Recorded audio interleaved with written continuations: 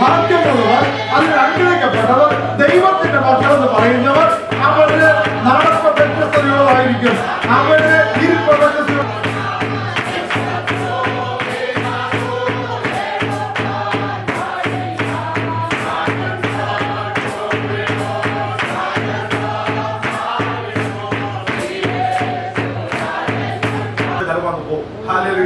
നമ്മുടെ ദൈവരാജ്യത്തിൽ ഇരിക്കുന്നത് ശരിയാണ്, ദൈവരാജ്യം ഇരിക്കുന്നത്. ഇതിനപ്പുറത്ത് നിത്യതയുണ്ട്. അതിനുവേണ്ടി നമ്മളെ ഒരുക്കിക്കൊണ്ടിരിക്കുകയാണ് ദൈവം. ദൈവാത്മാവിനാലും കർത്താവ് നമ്മളെ ഒരുക്കിക്കൊണ്ടിരിക്കുകയാണ്. എന്നാൽ അതിന് മുമ്പേ ഈ ലോകത്തിൽ ആത്മാവിൽ നമ്മൾ ദൈവരാജ്യം ഇരിക്കുന്ന വ്യക്തികളാണ് കർത്താവ്ദാസ് പഠിപ്പിക്കുന്നത്. എന്നാൽ പലപ്പോഴും നമ്മൾ ഓരോരോ ആവശ്യങ്ങൾ വരുമ്പോൾ മനുഷ്യനെ ആശ്രയിക്കുന്നുണ്ട്. കർത്താവ്ദാസ് പഠിപ്പിക്കുന്നത് അത് നമ്മൾ തന്നെ അത് ഏറ്റെടുത്ത് ചെയ്താൽ അതിന്റെ മേൽ ജയത്തിലും ഇതാ കർത്താവ് പറഞ്ഞേ അത് പഠിപ്പിച്ചുകൊണ്ടിരിക്കുകയാണ്. അതില് നമ്മൾ മനസ്സിലാക്കണം നമ്മൾ ആരാണ്, നമ്മളെ ഏൽപ്പിക്കുന്ന ദൗത്യം എന്താണ്. ഒരു രോഗം വരുമ്പോൾ ഒരു മാറ്റമില്ലാതെ കേൾപ്പിക്കണം പ്രാർത്ഥിക്കുന്നു. ഞങ്ങൾ കേൾക്കുന്ന വചനങ്ങൾ നശിച്ചു പോകാൻ നഷ്ടപ്പെട്ടു പോകാൻ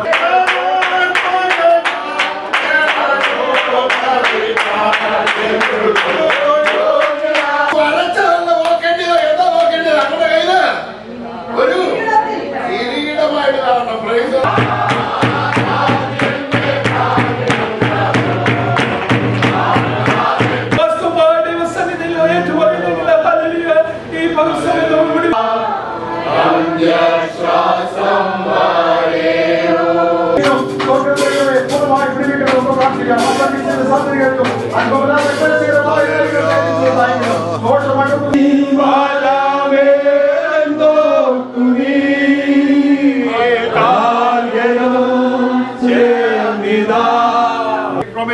Let it be a blessing and with much seriousness.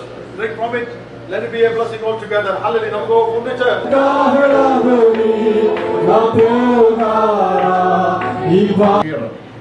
കേൾക്കുന്നവർക്ക് ഒരു രീതിയിലും പ്രശ്നം ഉണ്ടാകാത്ത രീതിയിൽ സുവിശേഷം അവതരിപ്പിക്കുന്നതാണ്. നിരപ്പ് പ്രാപിക്കാതെ ദൈവത്തോട് സ്നേഹം അറിയിക്കുന്നു. ഈ ഉപവാസ പ്രാർത്ഥനയുടെ 4ാമത്തെ സെക്ഷനിലേക്ക് നാം കടന്നു വന്നിരിക്കുകയാണ്. കഴിഞ്ഞ 3 സെക്ഷൻ കടന്നു വരികയും ത്യാഗത്തോടെ ദൈവത്തിന്റെ വചനങ്ങൾ സ്തോത്രം. നമ്മുടെ സഭയിൽ കടന്നതിനേക്കാൾ അധികമായി മറ്റ് സെക്ഷനിൽ ധാരാളം പേര് വെളിയിൽ നിന്നാണ് കടന്നു വന്നത്. അവരെയോട് ഞാൻ ദൈവത്തെ സ്തുതിക്കുന്നു. കർത്താവിനെ അനുഗ്രഹിക്കട്ടെ. കർത്താവിന്റെ വാക്കോടിരിക്കുമാറാകട്ടെ. ദൈവത്തെ സ്തുതിക്കുന്നു. ഈ മാസത്തെ ഉപവാസ പ്രാർത്ഥനയിൽ കടന്നു വന്നത് നമ്മുടെ ജനത്തിൽ അല്ലാതെയും രാവിലെ വരുന്നതുകൊണ്ട് എല്ലാവർക്കും നന്ദി മധുരം അറിയിക്കുന്നു. കർത്താവിനെ സഹായിക്കട്ടെ. കർത്താവ് ദാസൻ താമസത്തിൽ നിന്നും നമുക്ക് ഒരു പരിചയമൊന്നുമില്ല. പ്രയത്നത്തിലൂടെ ശബ്ദം കേൾക്കുന്ന പരിചയമുണ്ടെങ്കിലും ഈ ദിവസങ്ങൾ നമ്മോട് കടന്നുകൊണ്ടിരിക്കുമ്പോൾ തന്നെ പ്രാർത്ഥിക്കാൻ സഹായിക്കട്ടെ. ഒരു പ്രത്യേക രീതിയിലുള്ള ബൈബിൾ സ്റ്റഡിയാണ് നാം എടുത്തുകൊണ്ടിരിക്കുന്നത്. ആകെ വളരെ ശ്രദ്ധയോടെ ചിന്തിക്കാം. ദൈവരാജ്യത്തിന്റെ അവകാശികളാണ് നാം പറയുന്നു, വിശ്വാസികൾ എന്ന് പറയുന്നു. എന്നാൽ പ്രവർത്തന ഫലത്തിൽ വരുമ്പോൾ നമ്മൾ അതിന്റെ ഒരു അംശം പോലും നമ്മൾ ഇല്ലെന്നാണ് കർത്താവ് തെളിയിച്ചുകൊണ്ടിരിക്കുന്നത്. വളരെ ശ്രദ്ധയോടിരിക്കാം. നാം ദൈവമക്കളാണ് ശരി തന്നെയാണ്, വിശ്വാസികളാണ് ശരി തന്നെയാണ്. എന്നാൽ ദൈവരാജ്യത്തിന്റെ അവകാശികളാണ്, അത് ശരിയാണ്. അല്ലെങ്കിൽ പ്രവർത്തിക്കാൻ വരുമ്പോൾ നമുക്ക് സൗഖ്യം വേണ്ടിപ്പോൾ, സമാധാനം വേണ്ടിപ്പോൾ, ശാശ്വതമായ സമാധാനം വേണ്ടിപ്പോഴൊക്കെയും നാം ആരാണെന്ന് മനസ്സിലാക്കാതെ നാം കർത്താവിനോട് എന്നെ ഏൽപ്പിച്ചിരിക്കുന്നത്, നമ്മെ ഏൽപ്പിച്ചിട്ടുള്ള ദൗത്യങ്ങളുണ്ടെന്നാണ് പല സമയം സംസാരിക്കുന്നത്. തുടർന്ന് വീണ്ടും നമ്മളോട് സംസാരിക്കും. ദൈവത്തിന്റെ ആത്മാവ് നമ്മളോട് സംസാരിക്കും. സമയത്തിന് നിർത്തി വായിക്കാൻ വളരെ ശ്രദ്ധയോടെ കഴിക്കാൻ കർത്താവിനെ സഹായിക്കട്ടെ. ശിശുവിന്റെ കർത്താവ് ഏൽപ്പിച്ചിട്ടുണ്ട്. നമുക്കറിയാം അത് കൃത്യതയോടെ ചെയ്തുകൊണ്ടിരിക്കുന്നു. താമസം മാത്രമല്ല, അയക്കുന്ന സ്ഥലത്തൊക്കെയും ലോകത്തിന്റെ പല സ്ഥലങ്ങളിൽ യാത്ര ചെയ്യുന്നുണ്ട്. അവിടെയൊക്കെയും ദൈവരാജ്യം, ദൈവത്തിന്റെ മന്ദിരം, കർത്താവിന്റെ കൃപ, വിശ്വാസത്തിൽ നിലനിൽക്കുന്ന ആവശ്യം തെറ്റൊക്കെ തന്നെ പഠിപ്പിക്കുന്നുണ്ട്. അതൊക്കെ ഇന്ന് രാത്രികാലം എനിക്ക് സമയത്ത് നിന്നുകൊണ്ട് ഇന്ന് വൈകുന്നേരം, നാളെ രാവിലെ, നാളെ വൈകുന്നേരമൊക്കെ സ്തുതിക്കും വയ്ക്കാൻ എല്ലാവരും കടന്നു വരിക. കർത്താവിന്റെ മൺകൂടിക്കട്ടെ. കർത്താവിനെ സ്തുതിക്കും പ്രാർത്ഥിക്കാൻ കർത്താവിനെ സഹായിക്കും. കടന്നു വന്നിരിക്കുന്ന എല്ലാ നിയമങ്ങൾക്കും അതുപോലെ തന്നെ കർത്താവിന്റെ ദാസനും സഭയ്ക്കും വിശേഷാൽ പ്രേരണയും കൂടി എൻ്റെ ശബ്ദം കേട്ടിട്ടുള്ള ആരെങ്കിലും കൂടെ പുതുതായി കടന്നു വന്നിട്ടുണ്ടോ? ഉണ്ടെന്നുണ്ടെങ്കിൽ എല്ലാവർക്കും ഈ പെരുമാറിക്കുന്നവർക്കായി ഞാൻ ദൈവത്തെ മറക്കപ്പെടുന്നു. എല്ലാവരെയും യേശു ക്രിസ്തുവിന്റെ ധന്യമുള്ള നാമത്തിൽ സ്നേഹവും വന്ദനവും ഞാൻ ആദ്യമായി അറിയിക്കുന്നു. നിങ്ങൾ എല്ലാവരെയും ദൈവം ധാരാളമായിട്ട് അനുഗ്രഹിക്കുകയും സഹായിക്കുകയും ചെയ്യട്ടെ. ഉപവാസം എല്ലാവരും ചേർന്ന് പറഞ്ഞാൽ ഉപവാസം. ഉപവാസം എന്ന് പറഞ്ഞാൽ എന്താ?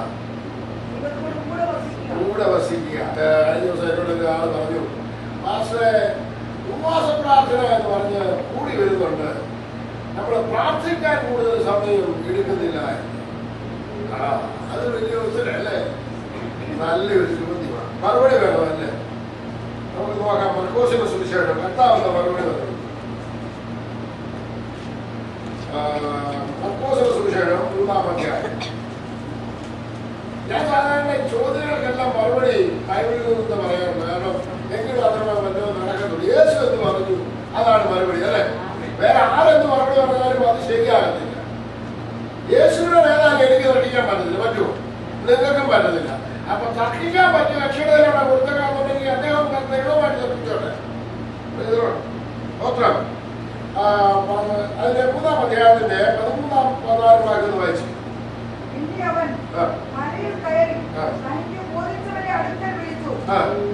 അവന്റെ അരികെ വന്നു. അവൻ തന്നോടുകൂടെ ഇരിപ്പാനും പ്രസംഗിക്കേണ്ടതിന് അയപ്പാനും ദൂതങ്ങളെ പുറത്താക്കേണ്ടതിന് അധികാരം ഉണ്ടാകുവാനും പന്തിരുവരെ നിയമിച്ചു.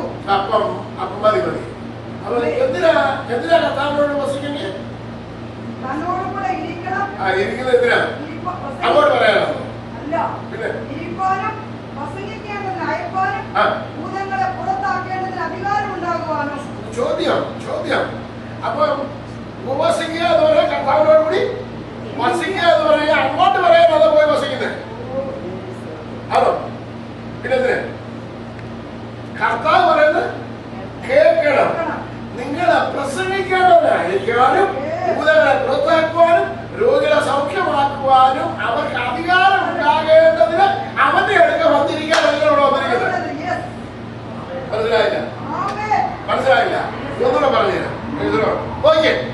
യേശു പറഞ്ഞു യേശുവിനോട് കൂടെ ഇരിക്കുവാനും പിന്നെ പ്രസംഗിക്കേണ്ടതിന് അയക്കുവാനും. അപ്പൊ പ്രസംഗിക്കണമെന്ന് പ്രസംഗം പഠിക്കണമെന്ന് ആർക്ക് ചെല്ലണം? അങ്ങോട്ട് പറഞ്ഞിട്ട് എങ്ങനെ ഒന്നോട്ട് പഠിക്കുന്നത്? അപ്പൊ ആരും കേൾക്കണം. അപ്പൊ ആരെ പറഞ്ഞോണ്ടിരിക്കുന്ന കക്ഷി? ഉപവസിക്കുമ്പോ ആരെ പറഞ്ഞോണ്ടിരിക്കേണ്ടത്? നമ്മളെന്തായിരിക്കണം? നമ്മൾ പറയാനുള്ളവരല്ല ഉപവാസം എന്ന് പറയുന്നത്. പുതിയ അറിവായിരിക്കും അല്ലേ?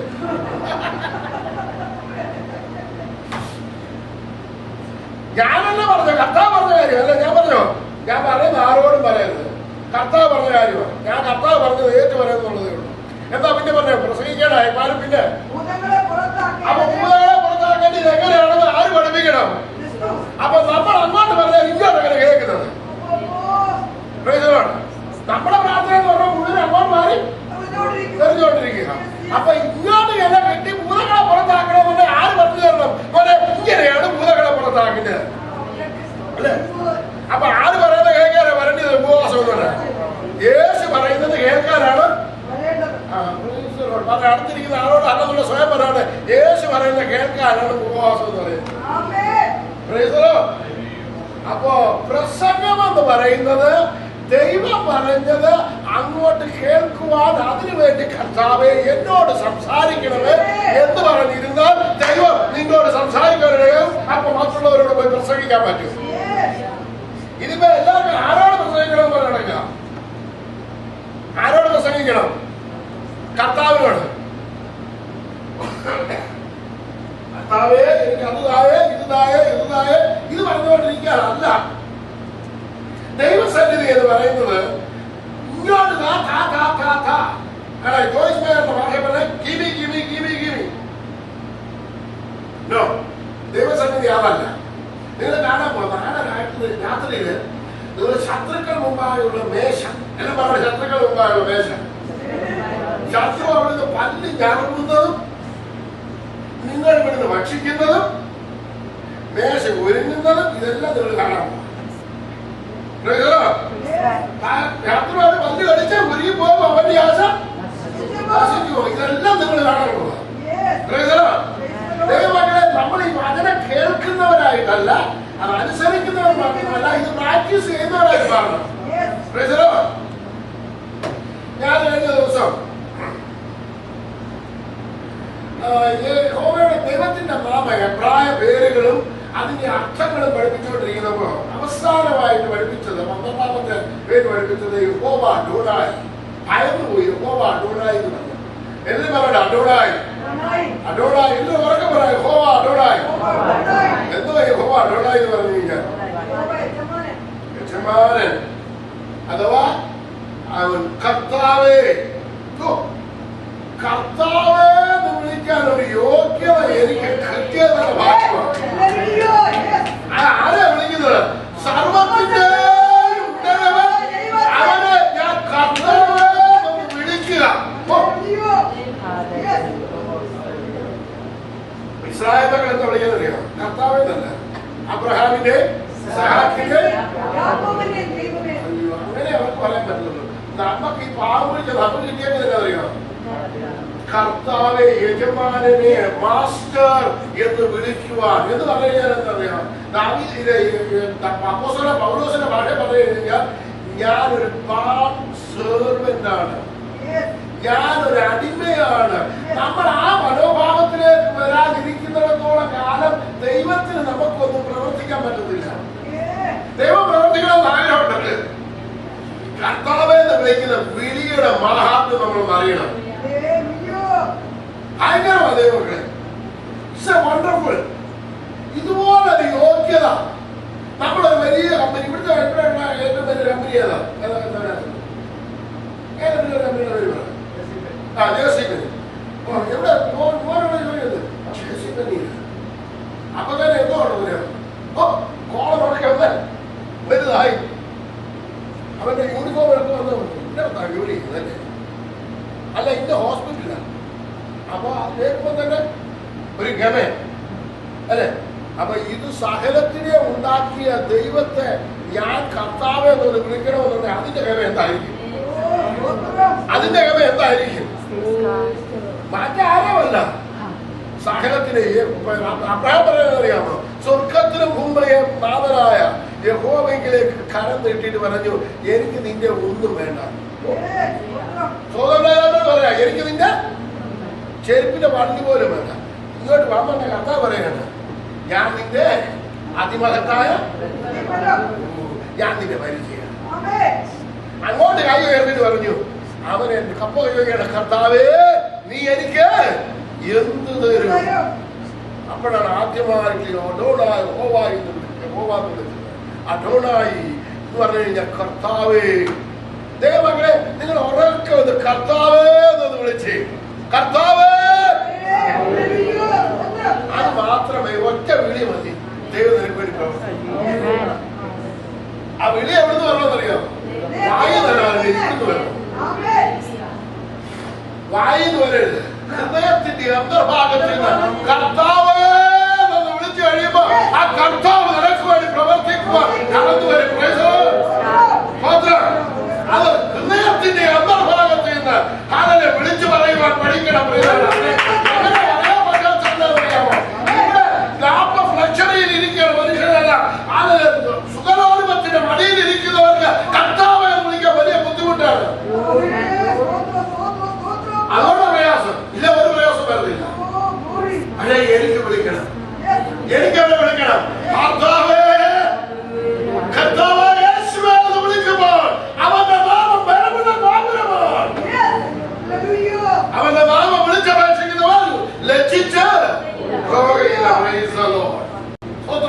ദൈവമക്കളെ, നമ്മൾ വിശ്വാസം പ്രാക്ടീസ് ചെയ്യണം. നമ്മളൊരു വാക്യമേ വായിച്ചോളെങ്കിലും, ഞങ്ങളുടെ നാട്ടില് എന്റെ വല്യമ്മക്ക് എന്നെ പഠിപ്പിച്ചറിയാം, ഒരപ്പം തിന്നാലും നെയ്യപ്പം, ഒരു അമ്മ പിടിച്ചാലും ഒന്ന് വായിച്ചോളെങ്കിലും അതൊന്നും ഇച്ചിരി കനമുള്ളതായിരിക്കണം. ഒറ്റ വാക്ക പിടിച്ചോളുന്നുണ്ടെങ്കിലുണ്ടല്ലോ അതാ പിടിച്ച് തൂങ്ങിക്കണം, വിടരുത്.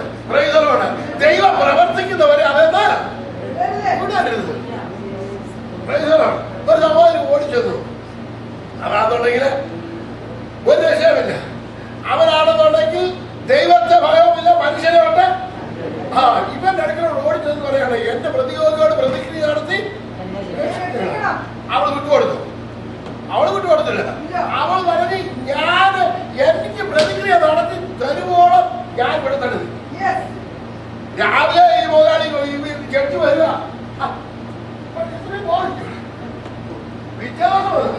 ഇവരാ പോയില്ലേ? മൂന്നാമത്തെ ദിവസം വന്നപ്പോൾ അപ്പൊ അടുത്താൾ ചോദിക്കാണ്, ഈ ഇദ്ദേഹത്തിന്റെ ജഡ്ജിയുടെ അടുത്താണ് ചോദിക്കാണ്, ഈ പെണ്ണുമ്പിളെന്തിനാ നിൽക്കുന്നത്? അവര് പറയാനാണ്. പിന്നെ ഇയാൾക്കിനി അവളെ പറഞ്ഞു വിട്ടില്ലെങ്കിൽ വല്ല കുഴപ്പമുണ്ടോ? പറഞ്ഞു വിടാതിരിക്കാൻ പറ്റുമോ? ഇവിടെ പറഞ്ഞു വിട്ടാൽ പറ്റുള്ളൂ. ഇവിടെ പറഞ്ഞു വിട്ടില്ലെങ്കിൽ അവൾ വന്നിട്ട് എന്റെ മുഖത്ത് എന്ത് ഉള്ളുകൊണ്ട് പറഞ്ഞു എന്ന് ദേശം പറഞ്ഞ മറുപടി എന്താ അറിയാം? അനീതിയുള്ള ന്യായാധിപൻ പറയുന്നത് ആ ദൈവമോ രാപ്പകൽ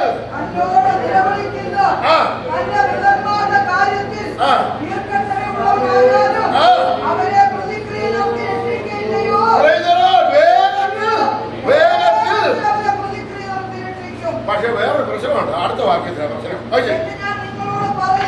അടുത്തത് എന്നാൽ മനുഷ്യപുത്രൻ വരുമ്പോൾ ഇതാക്കും പ്രശ്നം.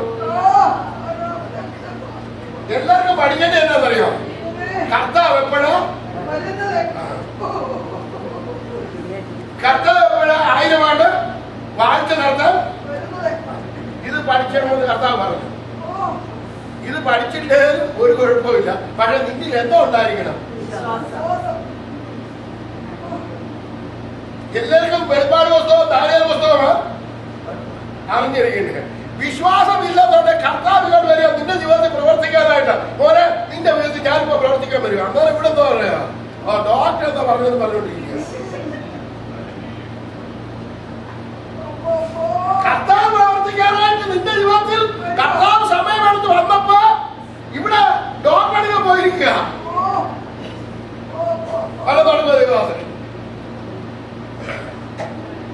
കർത്താവ് വരുമ്പോ ഭൂമിയിൽ എന്താണെന്ന് ചോദിച്ചു നോക്കിയ വിശ്വാസം ഒരു രക്ഷയില്ല. വിശ്വാസം പ്രവർത്തിച്ചില്ല കൊണ്ട് ഒരു രക്ഷയില്ല. കർത്താവിന്റെ വരവിനെ കുറിച്ച് പഠിച്ചാലും കർത്താവ് വന്നാലും പോയാലും നിങ്ങൾക്ക് പ്രയോജനം ഉണ്ടാകണമെന്നുണ്ടെങ്കിൽ എന്താ വേണം? വിശ്വാസം കൂടാതെ ദൈവത്തെ പ്രസാദിപ്പിക്കാൻ ആർക്കും കഴിയത്തില്ല. പ്രൈസലോട് ദൈവത്തെ പ്രസാദിപ്പിക്കാൻ ആഗ്രഹം ഉണ്ടെന്നുണ്ടെങ്കിൽ നീ മനസ്സിലാക്കിയിരിക്കണം, വിശ്വാസം ഓപ്പറേറ്റ് ചെയ്യാൻ പഠിക്കണം. പ്രൈസലോട് വേറെ എന്തെല്ലാം ചെയ്തെന്ന് പറഞ്ഞാൽ കർത്താവ് വിഷയമില്ല. എവിടുത്തെ ആദാമോ പോയി വീട് പോയത് എവിടുന്നാണെന്നറിയാം? ആദാമോ വീട് പോയതെന്തിനാ? വിശ്വാസത്തിലാണ്. അവരാണ് പറഞ്ഞു, നീ ഈ വൃക്ഷത്തോട്ടത്തിലെ നടുവ് നിൽക്കുന്ന വൃക്ഷത്തിലെ ഫലം തിന്നുന്നതാണ് നീ. മറ്റാൻ വന്നിട്ട് പറഞ്ഞു, അവൻ പറഞ്ഞു നീ ജീവിക്കും, നീ ദൈവത്തെ പോലെ. ആരെ വിശ്വസിച്ചു? ആരെ വിശ്വസിച്ചു?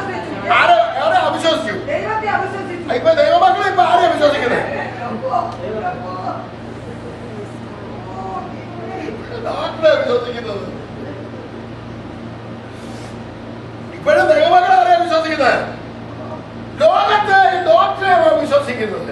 ദൈവമക്കളെ കർത്താവിനെ വിശ്വസിക്കുക. ദൈവം പറഞ്ഞു, ദൈവം നോക്കുന്നത് എങ്ങനെയാണെന്നറിയോ? നീ എന്നെ അടിപ്പിണരാ നിനക്ക് ഇപ്പൊ പ്രാർത്ഥിക്കുന്നറിയോ? കർത്താവേ നിന്റെ ഹിതമാണെങ്കിൽ എന്നെ. അപ്പൊ കർത്താവെ നീ ചെയ്തതൊന്നും ഞാൻ വിശ്വസിക്കുന്നത്. ഈ പറഞ്ഞതൊക്കെ എങ്ങനെയൊക്കെ ശരിയായിരിക്കാം, പുസ്തകത്തിൽ കാണുവാനും. പക്ഷെ ഞാൻ ഇനി നിനക്ക് ഇതുണ്ടെങ്കിൽ നീ എന്നെയൊന്ന് ദൈവമക്കളെ ഇതൊന്നും നടത്താൻ പറ്റത്തില്ല. നിങ്ങളുടെ വിശ്വാസം പ്രാക്ടീസ് ചെയ്യാൻ പഠിക്കും. ഒരു ദിവസം എന്റെ അമ്മ എന്നെ നാട്ടിൽ നിന്ന് വിളിച്ചു. ഇപ്പോഴല്ല, 2005 മുമ്പ് ഒരു ദിവസം ഞങ്ങളുടെ വീടിന്റെ മുന്നിൽ 3 കട ഉണ്ടാക്കി വെച്ചിട്ടുണ്ട്.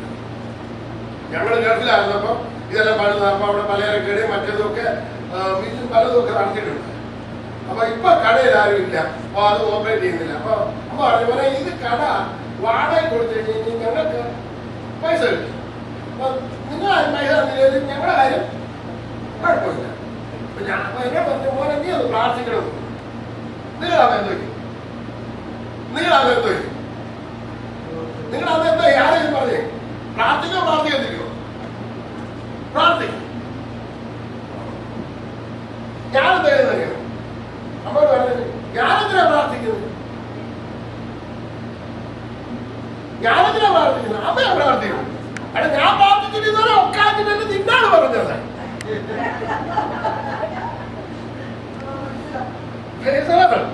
ഞാൻ പറയുന്ന ഒരു കാര്യം ചെയ്യും, അമ്മ ഒരു കാര്യം ചെയ്യും, ഞാൻ പറയുന്നത് പോലെ എന്നിട്ട് പറയണം. കട നീനെ ഇവിടെ കാണാനല്ല വെച്ചേക്കുന്നത്, ഉണ്ടാക്കി വെച്ചേക്കുന്നത് കാണാനാണോ? അത് അടുത്ത മാസം 15 എത്ര രൂപ വാടക വേണം? 500 രൂപ.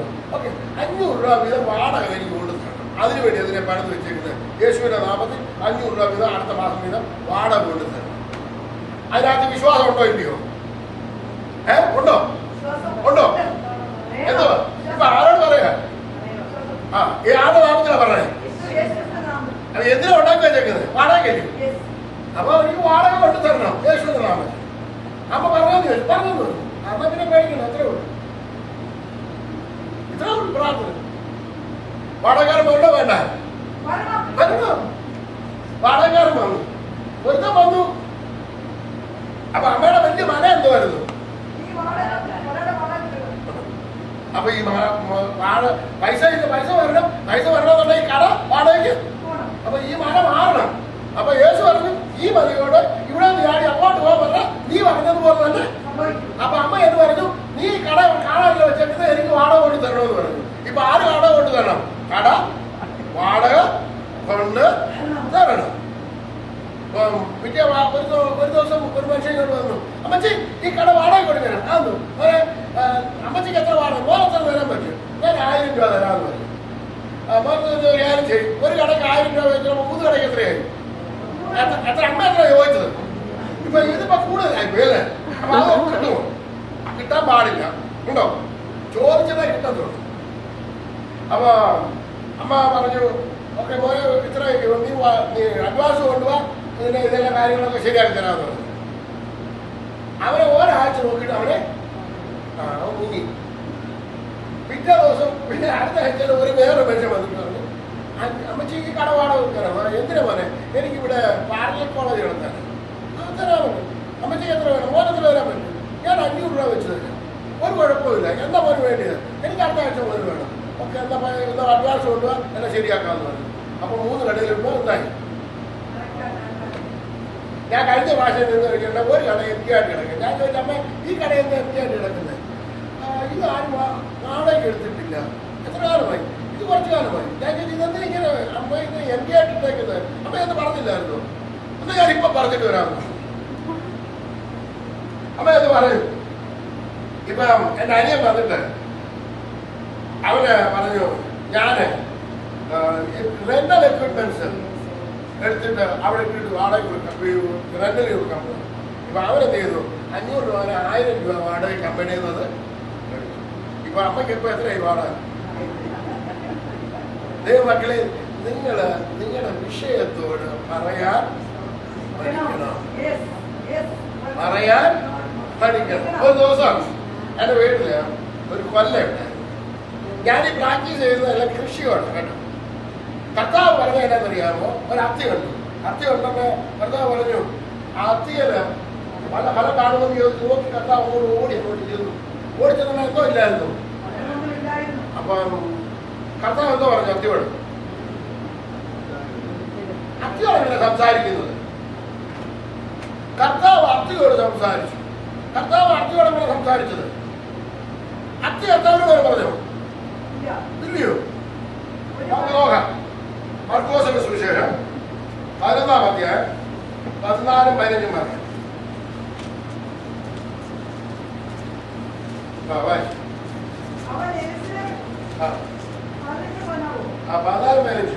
അതന്നെ വായിച്ചു. അതിന് മുമ്പല്ലേ പറഞ്ഞു.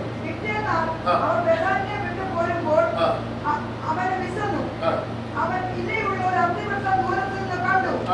അതിൽ കണ്ടുവിട്ടുമോ എന്ന് വെച്ച് ചെന്നു. അതിനരികെ എത്തിയപ്പോൾ ഇലയല്ലാതെ ഒന്നും കണ്ടില്ല. അത് അത്തിപ്പഴത്തിന്റെ കാലമല്ലായിരുന്നു. അവൻ അതിനോട്, ഇനി നിങ്കൽ നിന്ന് എന്നേക്കും ആരും ഫലം തിന്നാതിരിക്കട്ടെ എന്ന് പറഞ്ഞു. യേശുവിനോട് പറഞ്ഞത് അത്തിക്കാലത്തിന് കാലമല്ലെന്ന്. കാലത്തെ ഉണ്ടാക്കിയവൻ, കാലഗതിയെ ഉണ്ടാക്കിയവനോട് കാലമല്ലെന്ന് പറഞ്ഞതാണ്. All right, you got the Bible, right? Okay. Can you read that 14th verse? Mark. Mark 11:14.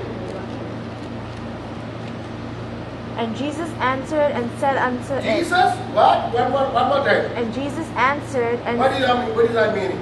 Jesus answered. Right? Jesus answered and said. What is that meaning?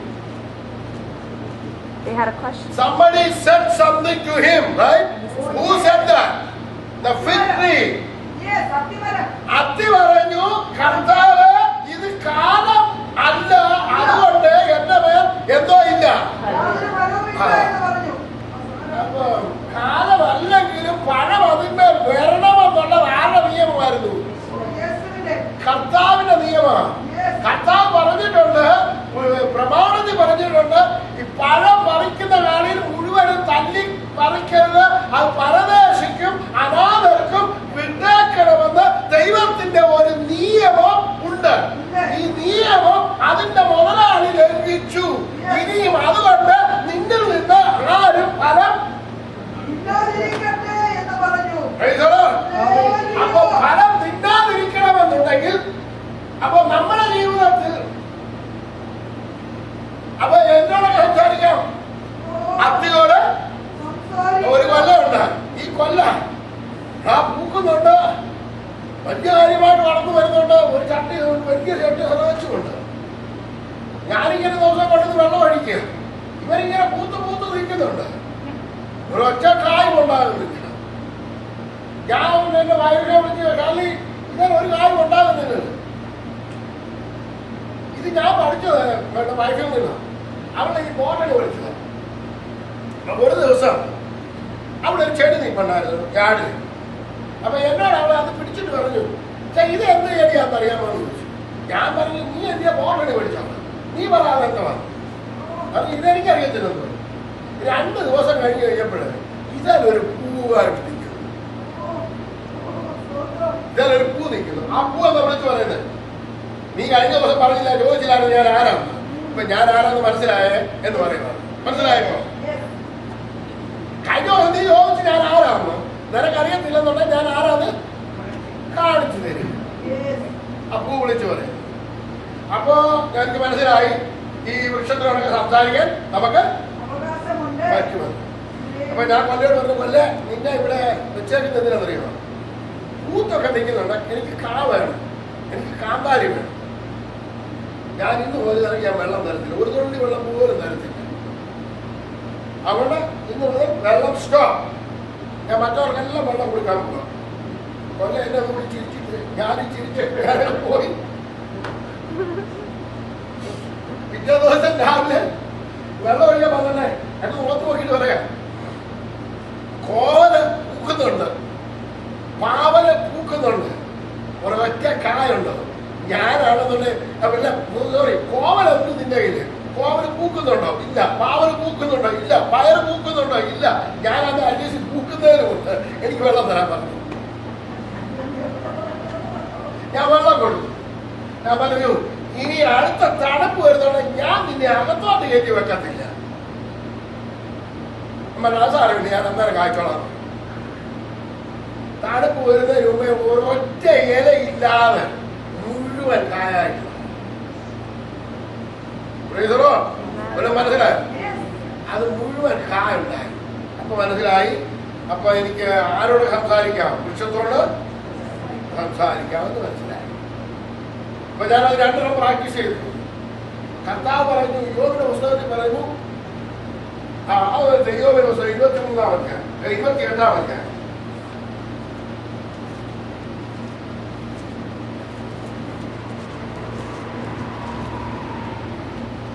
അതിന്റെ 14 വാക്യങ്ങൾ അതിലൊന്ന് വായിച്ചു. അപ്പൊ എന്നിലില്ല എന്ന് അപ്പൊ ആഴി സംസാരിക്കല്ലേ? എന്നിട്ട് പറയണ ആഴി സംസാരിക്കുന്നത്. അപ്പൊ സംസാരിക്കുന്നതിനോട് നമുക്ക് സംസാരിക്കാം അല്ലേ? ആഴി സംസാരിക്കും. പിന്നെ അതിന് എന്നിലില്ല എന്ന് ആഴി പറയുന്നു. യഹോവയായ ദൈവം വെള്ളത്തിനോട് പറഞ്ഞു, വെള്ളം ഒരു സ്ഥലത്ത് കൂടട്ടെ, ആകാശത്തിൽ വിധാനം ഉണ്ടാകട്ടെ. അപ്പൊ വെള്ളം അങ്ങോട്ട് പോയി, ആകാശത്തിലോട്ട് പോയി, ഒരു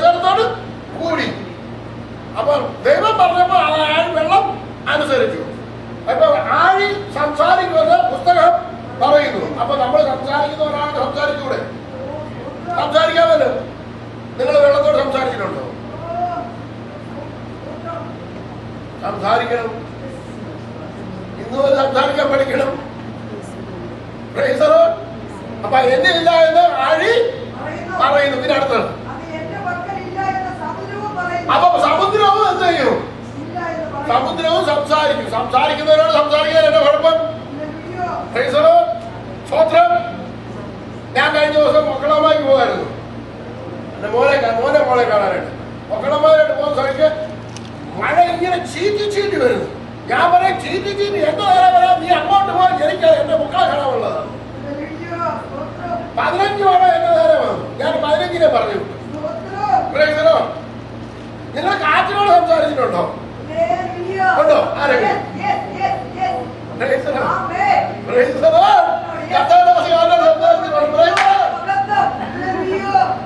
കാറ്റിനോട് സംസാരിക്കണം.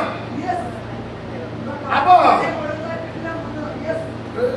ഒരു പ്രാവശ്യം പ്രേലൈനില് എന്നെ വിളിച്ചിട്ട് പറഞ്ഞു, പ്രേലൈനല്ല ഹ്യൂസ്റ്റണിൽ നിന്ന് അമ്മാമ്മ വിളിച്ചു പറഞ്ഞു, ഡാളസിലോട്ട് നീ താമസിക്കുന്ന ഏരിയയിലോട്ട് ഇത് വരാൻ പോകുന്നു, എന്നോട് ചുഴലിക്കാറ്റ് വരാൻ പോകുന്നു.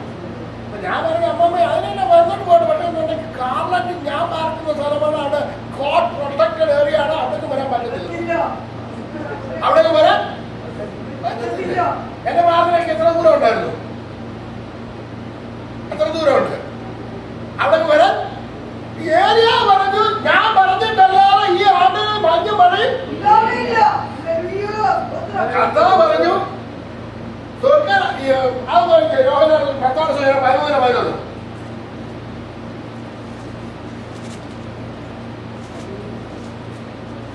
John 11:11.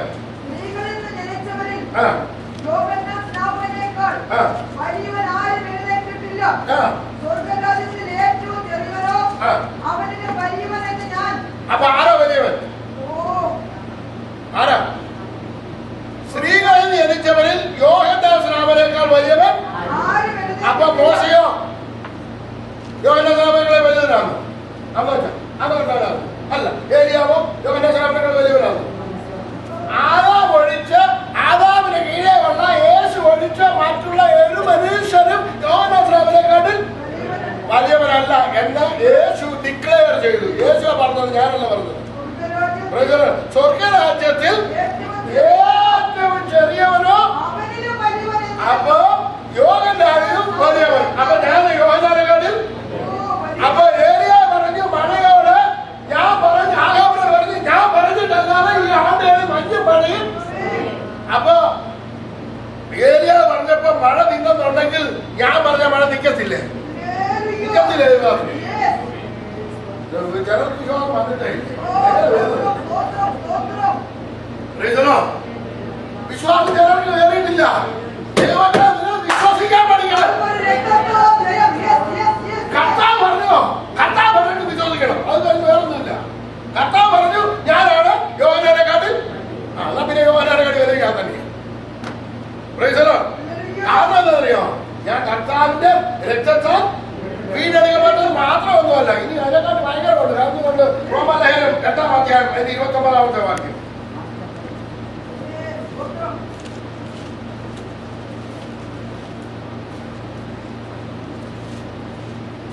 റോമാലേഖനം 8:29. അവൻ മുന്നറിഞ്ഞവരെ തന്റെ പുത്രൻ അനേകം സഹോദരന്മാരിൽ ആദ്യജാതനാകേണ്ടതിന് അവന്റെ സ്വരൂപത്തോട് അവന്റെ സ്വരൂപത്തോട് അനുരൂപരാകുവാൻ എന്നെ എത്തിയിരിക്കുകയാണ്. എന്നെ മുന്നമേ കണ്ടേക്കുന്ന ആരുടെ സ്വരൂപത്തോട് ഞാൻ അനുരൂപരാകണം. അപ്പൊ ഞാൻ യേശുവിന്റെ സ്വരൂപത്തോട് അനുരൂപരായി ഈ ഇരിക്കുന്നവരെല്ലാരും ആള് നെഞ്ചത്തോട് കരം വെച്ചിട്ട് പറയണേ, ഞാൻ യേശുവിന്റെ സ്വരൂപത്തോട് അനുരൂപരാണ്.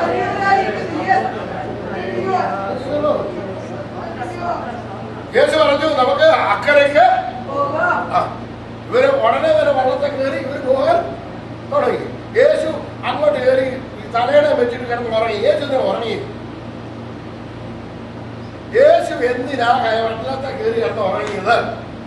നിങ്ങൾക്ക് ആരെയും പറയാം? ഉറക്കം വന്നിട്ടല്ലേ പറ്റി?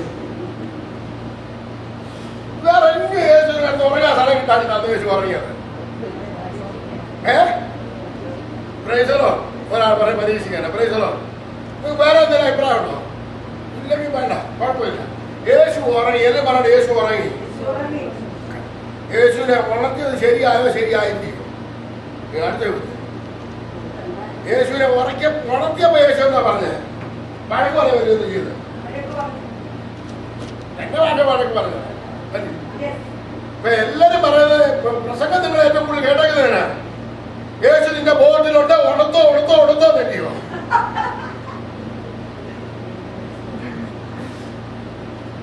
അല്ലയോ? ഒന്ന് വായിച്ച് 43-ാം മർക്കോസ് 4-ാം അധ്യായം 35 മുതല്.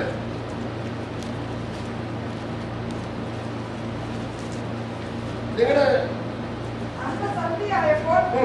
നാം അക്കരയ്ക്ക് പോക എന്ന് അവൻ അവരോട് പറഞ്ഞു. അവർ പുരുഷാരത്തെ വിട്ടു താൻ പടകിൽ ഇരുന്ന പാടെ അവനെ കൊണ്ടുപോയി. മറ്റ് ചെറു പടകുകളും കൂടെ ഉണ്ടായിരുന്നു. അപ്പോൾ വലിയ ചുഴലിക്കാറ്റുണ്ടായി. പടകിൽ തിര തള്ളി കയറുകൊണ്ട് അത് മുങ്ങുമാറായി.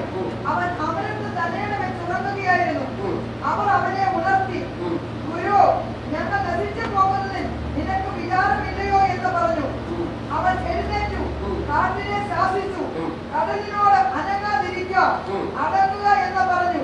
കാറ്റമർന്നു, വലിയ ശാന്തത ഉണ്ടായി. പിന്നെ അവൻ അവരോട്, നിങ്ങൾ ഇങ്ങനെ ഭീരുക്കളാകുവാൻ എന്ത്? നിങ്ങൾക്ക് ഇപ്പോഴും വിശ്വാസമില്ലയോ എന്ന് പറഞ്ഞു. അത് നല്ല കാര്യമെന്ന് ചോദിച്ചത്. അതോ വിശ്വാസം നല്ല വഴക്ക്. അപ്പൊ യേശുവിനെ വഴക്ക് അന്ന് യേശു അവരെ വഴക്ക് പറഞ്ഞിട്ടുണ്ടെങ്കിൽ ഇന്ന് വിളിച്ചുണർത്തിയാലെന്നോ ആയിരിക്കും ഗതി. പിന്നെ ഏറ്റവും കൂടുതൽ എല്ലാവരും പറയുന്നത് തന്നെ കർത്താവിനെ വിളിച്ച ഉണർത്താണ്. അപ്പൊ അന്ന് വഴക്ക് പറഞ്ഞ കാര്യം മറന്നു പോയാൽ പിന്നെ വിളിച്ചുണർത്താൻ പോകുന്നത്. ഇനി യേശു ഉറങ്ങിയതെന്തിനാന്ന് അറിയണ്ടായോ? ഞാൻ ചോദ്യത്തിന് മറുപടി വേണ്ട. അതിന് 26-ാമത്തെ വാക്യം വായിച്ചു. 26-27. ദൈവരാജ്യം ഒരു മനുഷ്യൻ മണ്ണിൽ വിത്ത് എറിഞ്ഞ ശേഷം രാവും പകലും ഉറങ്ങിയും എഴുന്നേറ്റും ഇരിക്കെ അവൻ അറിയാതെ. അപ്പൊ യേശു എന്താ ചെയ്യണമെന്ന് വിത്ത് എറിഞ്ഞതിന് ശേഷം യേശു വിത്ത് എറിഞ്ഞ എന്ത് വിത്ത് അറിഞ്ഞത്? നാം ഇപ്പൊ നോക്കി ഇങ്ങോട്ട് നോക്കി അക്കരയ്ക്ക് പോകുക എന്ന് പറഞ്ഞൊരു വിത്ത് അങ്ങോട്ട് എറിഞ്ഞു. ഇനി ആ വിത്ത് എന്താ ചെയ്യണം? കിളുത്ത് അത് കിളുത്ത് വന്നോ? അത് കിളുത്ത് വന്നോ? യേശു എറിഞ്ഞ വിത്ത് കിളുത്ത് വന്നോ? കിളുത്ത് വന്നില്ല. കാരണം വരുന്നതിന് മുമ്പേ ആളെ ഉണർത്തി. അത് യേശു വിത്ത് എറിഞ്ഞതിന് ശേഷം എന്ത് ചെയ്തു? ഉറങ്ങിയും എഴുന്നേറ്റും അവൻ അറിയാതെ വിത്ത് മുളച്ച് വളർന്ന് വരണമായിരുന്നു. ആരറിയാതെ? യേശു അറിയാതെ വിത്ത് മുളച്ച് വരണമായിരുന്നു. മുളച്ചു വന്നോ? അക്കരയ്ക്ക് പോകാന്ന് പറഞ്ഞ അക്കരയ്ക്ക് പോയവരെ പോയില്ല. ഇപ്പോഴും മുറ്റു വളയ്ക്കാൻ ആരും സമ്മതിപ്പിക്കുന്നില്ല. നല്ല മനസ്സിലാകുന്നുണ്ടോ? നിങ്ങൾക്ക് മനസ്സിലാകുന്നുണ്ടോ? ഇതിന് മുമ്പ് നിങ്ങൾ കേട്ടിട്ടുണ്ടോ എന്നൊന്നും എനിക്കറിയത്തില്ല. It's A completely different. ദൈവമക്കളെ, നിങ്ങളുടെ വിശ്വാസം പ്രാക്ടീസ് ചെയ്യേണ്ടതാണ്. അപ്പൊ ഒരു വിത്ത് കിളിർത്തു വരുന്നതിന് വേണ്ടി എന്തോ എടുക്കണം?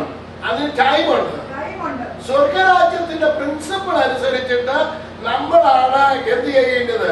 ഈ കാറ്റിനോട് അവരെന്ത് ചെയ്യണമായിരുന്നു? അക്കരയ്ക്ക് പോകാന്ന് ഗുരു പറഞ്ഞപ്പോ നീ എന്തിനാണ് എന്റെ നേരെ വന്നതെന്ന് ചോദിക്കണമായിരുന്നു. ഗുരു അക്കരെ പോകാൻ പറഞ്ഞപ്പോ നീ എന്തിനാ എന്റെ നേരെ പറഞ്ഞ കാര്യം? കഴിഞ്ഞ 2005 ഞാന് ഇന്ത്യക്ക് പോകായിരുന്നു മിഷൻ ട്രിപ്പിന്. ആദ്യത്തെ ട്രിപ്പ് ഡൽഹി കഴിഞ്ഞു. അത് കഴിഞ്ഞിട്ട് നാഗാലാൻഡിൽ പോകണം. നാഗാലാൻഡിൽ പോകുന്നതിന് തലേ രാത്രിയിൽ എനിക്ക് ടെലിഫോൺ കോൾ വന്നു. എനിക്ക് ഓപ്പറേറ്റ് ചെയ്യുന്ന എനിക്ക് വേണ്ടി ഓർഗനൈസ് ചെയ്യുന്ന ബാസിന് ടെലിഫോൺ കോൾ വന്നു. ഡൽഹി ടു ഗോഹട്ടി വരെയും ഗോഹട്ടി ടു ദിമാപൂർ വരെയുള്ള Guwahati to Dimapur flight cancel ആക്കിയത്. അപ്പൊ എന്നോട് ചോദിച്ചു, അങ്ങനെ എങ്ങനെയാ പോകുന്നത്? ഡൽഹി ടു ഗോഹട്ടി വരെ പോകാൻ പറ്റുന്നുള്ളൂ, Guwahati to Dimapur flight cancel ആയി. ഞാൻ പറഞ്ഞിട്ടല്ലല്ലോ ഞാനിവിടെ വന്നതാണ്, എന്നെയാണോ കൊണ്ടുവന്നത്. അതുകൊണ്ട് പോകാൻ പറ്റുന്നിടം വരെ ഞാൻ പോകും. ഞാൻ ദില്ലിയിൽ ആദ്യമായിട്ട് പോകും. ഈ ഗോവട്ടി എവിടെയാണെന്ന് പോലും എനിക്കറിയത്തില്ല. പിന്നീട് അറിഞ്ഞ കൽക്കട്ടയിലാണ്. പിന്നെ കൽക്കട്ടയിൽ നിന്ന് എനിക്കവിടെ പോകണം, നാഗാലാൻഡിൽ പോകണം, ദിമാപൂരിൽ പോകണം. ഒന്നും അറിയാൻ വയ്യാത്ത ഞാൻ വിശ്വാസത്തെ വിളിച്ചു പറഞ്ഞു. ഞാൻ പറഞ്ഞു എന്താണ്, ഞാനത് പറഞ്ഞിട്ടല്ല ഞാനിവിടെ വന്നത്. എനിക്ക് അവിടെ പോകാനുള്ളത്, നാഗാലാൻഡിൽ പോകാനുള്ളത്. അതുകൊണ്ട് എനിക്ക് നാഗാലാൻഡിൽ പോകണം. പാസ്റ്റിനെ ഒരു കാര്യം ചെയ്യും, പിറ്റേ ദിവസം തന്നെ ഫ്ലൈറ്റ് നമ്മളവിടെ പോകണം. അച്ഛൻ എങ്ങോട്ട് പോകും? ഞാൻ പറഞ്ഞു ഒന്നും പേടിക്കണ്ടത്, കർത്താവ് വിട്ടേക്കുന്നത്, നിങ്ങളതെ പോകുന്നത്. ഗോവട്ടിൽ ചെന്നു. ഞാൻ പല ടിക്കറ്റ് പണി ചെന്ന് കൗണ്ടറിൽ ചെന്നിട്ട് പറഞ്ഞു എയറിൻ്റെ ടിക്കറ്റാണ്, എങ്ങനെയാണ് ടിക്കറ്റ്. അവിടെ ചെന്നിട്ട് ചെക്കിങ് കൊടുത്ത് ബാഗ് കൊണ്ടുവന്നു. അദ്ദേഹം പറഞ്ഞു ഫ്ലൈറ്റ് യാത്രയായാലും നീ അറിഞ്ഞില്ലയോ? ഞാൻ പറഞ്ഞു ഞാൻ ടിക്കറ്റ് എടുത്ത് 2-3 ദിവസം മുമ്പാ. അപ്പൊ എന്നോട് പറഞ്ഞു ഇനി അപ്പുറത്ത് പോയിട്ട് ട്രെയിനിന്റെ ടിക്കറ്റ് എടുക്കാൻ. ഞാൻ തർക്കിച്ചോളൂ, ഞാനൊന്നും പറഞ്ഞില്ല. ഞാൻ പുറകോട്ട് തിരിഞ്ഞ് അങ്ങോട്ട് പറഞ്ഞു. എന്നോട് പറഞ്ഞു ഒരു കാര്യം, ഈ ടിക്കറ്റ് തന്നെ അവിടെ കൊടുക്കുന്നുണ്ടെങ്കിൽ എനിക്ക് ഇതിന്റെ ഫുൾ പൈസയും കിട്ടും. അത് ഞാൻ അങ്ങോട്ട് മെല്ലെ അവിടെ നടന്നില്ല. ഇദ്ദേഹം എന്നെക്കാട്ടി മുന്നിൽ ട്രെയിൻ അവിടെ ചെന്നു. അവിടെ ചെന്നിട്ട് ഇദ്ദേഹത്തിന് ഒരു ഫസ്റ്റ് ക്ലാസ് ടിക്കറ്റ് കൊടുക്കാൻ പറഞ്ഞു. ടിക്കറ്റ് കൊടുത്തു. ടിക്കറ്റ് എടുത്ത് തന്നു. ടിക്കറ്റ് എടുത്ത് തന്നതിന് ശേഷം ഇദ്ദേഹം ഇവിടെ വന്നു. എന്നിട്ട് എയർലൈൻ്റെ പൈസയും ബാക്കി തിരിച്ചു വാങ്ങിപ്പിച്ചു. വാങ്ങിപ്പിച്ചു എന്നോട് പറഞ്ഞു നീ വല്ല കഴിച്ചതാണ്. ഞാൻ പറഞ്ഞില്ല, ഞാൻ കഴിച്ചത്. ഒരു കാര്യം ചെയ്യും, ഇതിൻ്റെ സാധനമെല്ലാം ഞങ്ങളുടെ ഓഫീസിലോട്ട് പോയി. അവിടെ ഓഫീസിൽ കൊണ്ടുവച്ചു. പിന്നെ 5 മണി ഇപ്പം ഒന്നും വെളിയിലോട്ടൊന്നും പോകരുത്. വെളിയിലൊക്കെ ഇവിടുത്തെ ഇന്ത്യയായത് ഇവിടെ ഭയങ്കര കുഴപ്പമുണ്ടാകുന്ന സ്ഥലമാണ്. അതുകൊണ്ട് നീ വെളിയിലോട്ടൊന്നും പോലും നീ ഇവിടെ ഇരുന്നോ. അതിൻ്റെ സമയമാകുന്നുണ്ട് 8 മണിക്ക് ട്രെയിന്. ആ സമയത്ത് നിന്നെ കൊണ്ടാക്കാവുന്നത്. ഞാൻ അവിടെ ഇരുന്നു. 5 മണിയാണ് എന്നോട് പറയുമ്പോൾ ആ പാമെന്ന് പറഞ്ഞു. ആ മനുഷ്യൻ തന്നെ. ഞാൻ പറഞ്ഞു പെട്ടി എടുക്കണം. പെട്ടിയൊന്നും എടുക്കണ്ട, നീ പോരാ പറഞ്ഞു. എന്നെ പറ്റി. നീ പറ്റി എടുക്കണ്ട, നീ പോരെ. ഞാൻ അവിടെ പറയാൻ തുടങ്ങുന്നു. വണ്ടിയെ കയറിയിരുന്നു. അപ്പൊ പറഞ്ഞു പെട്ടി എന്റെ ഡ്രൈവർ കൊണ്ടുവരുന്നു പറഞ്ഞു. ഇപ്പൊ പെട്ടി ആരോ കൊണ്ടുവന്നു? ഡ്രൈവർ കൊണ്ടുവന്നു. അദ്ദേഹത്തിന് വണ്ടിയെ വെച്ചു. പിന്നെ എന്നോട് ചോദിച്ചു നീ ആസാം കണ്ടിട്ടുണ്ടോ? ഞാൻ പറഞ്ഞു ഇല്ല, ഞാൻ ആദ്യമായിട്ട് ആസാം വരിക. നിന്നെ ആസാം കാണിക്കാൻ വന്നു. ആസാം മുഴുവൻ കൊണ്ട് കാണിച്ചു. ആസാം എല്ലാം കാണിച്ചു, എവിടെയൊക്കെ കാണിച്ചു. ഇതെല്ലാം കണ്ടാ ചോദിച്ചു. പിന്നെ പറഞ്ഞു നമുക്കെന്താ നീ വല്ല കഴിച്ചോ? കഴിക്കണ്ട രാത്രി കഴിക്കണം. അപ്പോൾ ഒരു 5 സ്റ്റാർ ഹോട്ടലിൽ കൊണ്ടുപോയി. അവിടെ പോയി ഒരു മുറിയൊക്കെ എടുത്ത് വന്നിട്ട് കുളിക്കാൻ പറ്റാതെ കുളിച്ചു റെഡിയായി. ഞാൻ ഇതെല്ലാം എൻ്റെ മറ്റൊരു പാടുള്ള പരിപാടിയാണ്. ഒടുവില് ഇതെല്ലാം കഴിഞ്ഞ് കഴിഞ്ഞിട്ട് 6 കഴിച്ച് കഴിഞ്ഞാൽ ഞാനിത് പാത്രത്തിനെ കൊണ്ട് കാശ് ചിലവാക്കിയിട്ട് ഞാൻ തന്നെ കാശ് കൊടുത്തേക്കാം. ഞാൻ അമേരിക്കയിൽ നിന്ന് വന്നില്ലയോ. ഞാനൊരു ഊടിൻ്റെ പൈസ കൊടുത്തു. അദ്ദേഹത്തിന് കൊടുക്കാൻ തുടങ്ങി. വേണ്ട കൊടുക്കണ്ട, ഞാൻ കൊടുക്കാമെന്ന് പറഞ്ഞു. ഞാൻ കൊടുത്തു.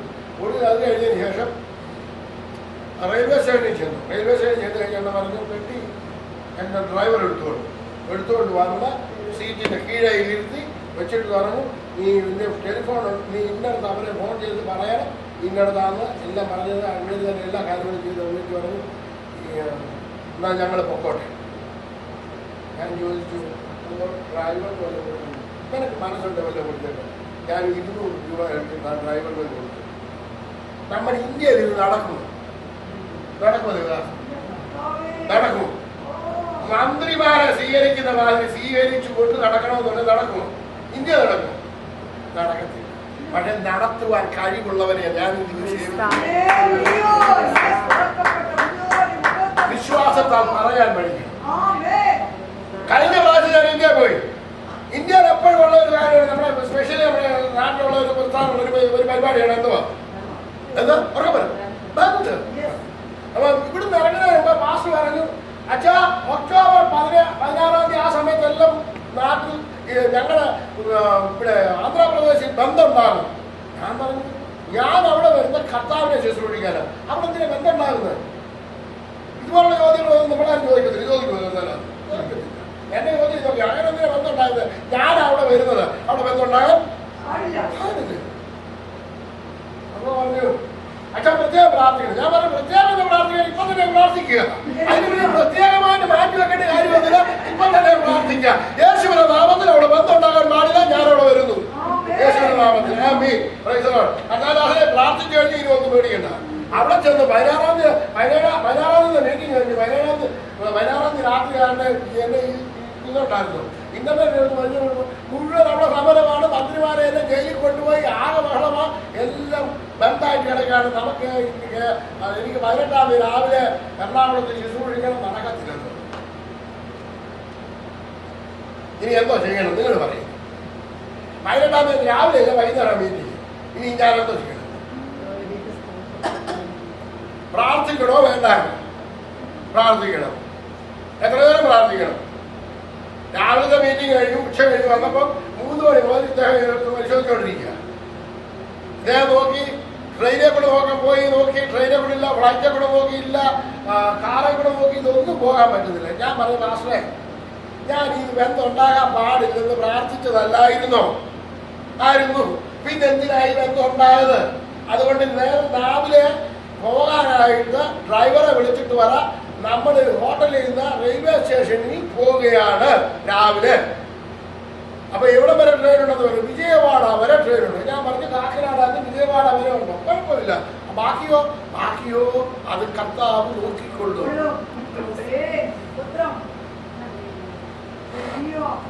അവിടെ 6 മണിക്ക് മീറ്റിങ്ങിന് ഞങ്ങൾ പോയി. 7:30 മീറ്റിങ്ങിന് കയറിയിരുന്നു. ഞാൻ സ്റ്റേജിൽ കയറിയിരുന്നു.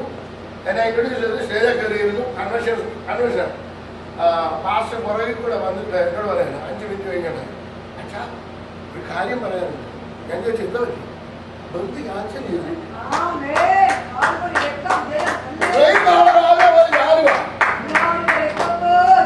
അത്ഭുതം നടക്കുമോ? നടന്നോ മക്കളെ? മല മാറുമോ? മല മാറുമോ? അപ്പൊ മല മാറാൻ എന്തോ ഇവിടെ പ്രാർത്ഥിക്കണം. മലയോട് മാറിപ്പോയ മല മാറുമല്ലേ? ആരുടെ ജോലിയാ മല മാറേണ്ടത്? ഞാൻ അതിന് ചെയ്യണം. 1 മിനിറ്റ് പോലും ഞാൻ പ്രാർത്ഥിച്ചില്ല അതിന് വേണ്ടി. നിങ്ങൾ അവിടെ നടന്ന കാര്യം തന്നെ നിങ്ങൾക്ക് അപ്പം തന്നെ ഞാൻ പ്രസംഗിച്ചത് അവിടെ തന്നെ ഉണ്ട്, യൂട്യൂബിനകത്തുള്ളത് കേൾക്കാം. ആ സമയത്ത് തന്നെ പ്രസംഗിച്ചത്, നടന്ന സംഭവ സമയത്തുണ്ട്. എന്താ ഞാൻ പറയുന്നതെന്ന് ചോദിച്ചു കഴിഞ്ഞാൽ, നിങ്ങളുടെ ജീവിതത്തില്, നമ്മുടെ ഓരോരുത്തരുടെയും ജീവിതത്തിലെ വിഷയങ്ങള് യേശുവിന്റെ നാമത്തിൽ നീങ്ങിപ്പോകട്ടെ എന്ന് നിങ്ങൾ പറഞ്ഞാൽ അത് അതുപോലെ തന്നെ സംഭവിക്കും. ഒരുപാട് ഉദാഹരണങ്ങൾ പറയാൻ സാധിക്കുകയില്ല. ഒരുപാട് ഉദാഹരണം ഒരുപാട് പറഞ്ഞിട്ടും പ്രയോജനം ഉണ്ടാക്കണമെന്നുണ്ടെങ്കിൽ നിങ്ങൾ 1 മിനിറ്റ് നിങ്ങളുടെ വിഷയത്തിന്മേല്, നിങ്ങൾ ഏത് വിഷയത്തിന്മേലാണ് നിങ്ങൾ ഭാരപ്പെടുന്നത്, ആ വിഷയം ഇപ്പൊ രാവിലെ ഇന്ന് രാത്രി കാലം നിങ്ങൾ ഏത് വിഷയത്തിന്മേൽ ഭാരപ്പെടുന്നു, നെഞ്ചത്തോട് കരം വെച്ചിട്ട് പറഞ്ഞാണ് യേശുവിന്റെ നാമത്തിൽ അത് ഇപ്പൊ തന്നെ നീങ്ങി പോകണം. കർത്താവിന്റെ ദൈവമക്കളെ, യേശുവിന്റെ നാമത്തിങ്കൽ സർവ്വതും എന്ത് ചെയ്യും? മുഴങ്ങാൻ മുഴക്കും. യേശു കർത്താവെന്ന് അവന്റെ മാതാവായ ദൈവത്തിന്റെ നാമത്തിനായി ഏറ്റു പറയുകയും ചെയ്യേണ്ടി വരും. അങ്ങനെയാണെന്നുണ്ടെങ്കിൽ യേശുവിന്റെ നാമം നമ്മൾ ഉച്ചരിക്കുമ്പോൾ അവിടെ മുഴങ്ങാൻ മടക്കിയിരിക്കും. ഇനി നോക്കണം, സെരുബാബേലിന്റെ മുന്നിലുള്ള മഹാപർവ്വതം. എല്ലാം പറഞ്ഞ സെരുബാബേലിന്റെ മുന്നിലുള്ള മഹാപർവ്വതം. യേശു യഹോവയായ ദൈവം പറഞ്ഞത് ഞാൻ മാറ്റി തരാമെന്ന് പറഞ്ഞു, ഞാൻ സമഭൂമിയാക്കി തരാമെന്ന് പറഞ്ഞു. പിന്നെന്താ പറഞ്ഞത്? സെരുബാബേലേ, നിന്റെ മുന്നിലുള്ള മഹാപർവ്വതം. സെരുബാബേലിനോട് പറഞ്ഞു, നീ സമഭൂമിയാകും. അതിന് കൃപ കൃപ എന്ന് ആണിക്കല്ല് കയറ്റാൻ പറഞ്ഞു. കൃപയുടെ ആണിക്കല്ല് കയറ്റുവാൻ പറഞ്ഞു. നമുക്ക് ഓരോരുത്തരും ലഭിച്ചിരിക്കുന്നത് അറിയാം. കൃപമേൽ കൃപ ലഭിച്ച ദൈവമക്കളെ വിടിയിരിക്കുന്നത്, കൃപമേൽ കൃപ ലഭിച്ചവരായിരിക്കുന്നത്. സന്തോഷത്തെ കരകളെ എടുത്ത് ദൈവത്തെ ബോധപ്പെടുത്തുക.